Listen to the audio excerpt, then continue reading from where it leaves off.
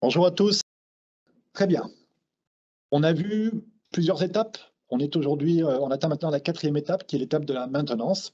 Très important de faire durer dans le temps, de pérenniser dans le temps la performance de son système d'irrigation. Comment on peut y parvenir?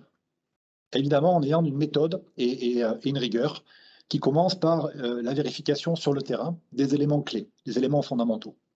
Évidemment, hein, on le comprend, qu'est-ce qui protège nos émetteurs d'eau précis, mais sensibles évidemment à une eau chargée? Ce sont les filtres. Donc la première chose à vérifier, c'est l'état des filtres, qu'ils soient manuels ou automatiques. D'ailleurs, on va devoir sur le terrain contrôler très régulièrement l'état de ces filtres.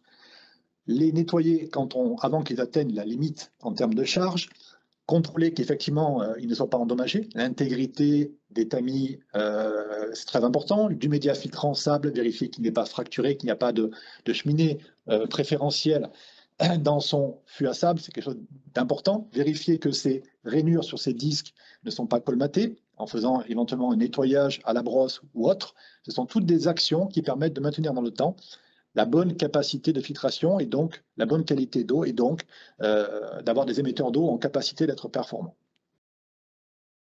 D'autres éléments importants à vérifier, c'est tous ceux qui gèrent la pression ou les débits, hein, les vannes de régulation de pression, les régulateurs de pression, les vannes à air. Ce sont tous des organes de sécurité qui permettent de protéger le réseau et d'éviter de travailler à de trop forte pression et d'être vraiment dans l'optimal. Donc c'est quelque chose qui doit être vérifié régulièrement et on conseille en tout cas à nos producteurs d'être dans une logique d'avoir un plan, hein, de contrôle avec une fréquence, disant par exemple que tous les mois, il faut vérifier ses filtres, en début de saison et en fin de saison, sa filtration principale, et cetera, et cetera. Avoir une logique d'action régulière, ordonnée, organisée pour contrôler tout ça.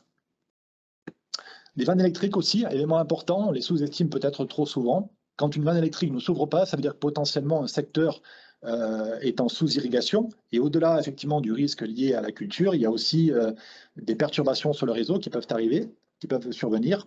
Important donc de vérifier le bon état, la bonne capacité qu'ont ces vannes à constituer les secteurs à irriguer.